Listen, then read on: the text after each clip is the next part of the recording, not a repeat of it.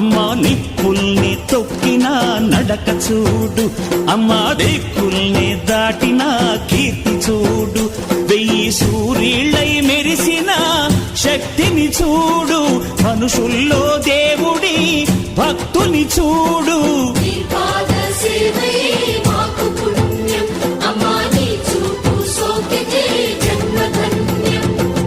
అమ్మా భవాని లోకాల నేలే ఓంకార రూపమమ్మా, తల్లిని మహిమల్ని చూపవమ్మా.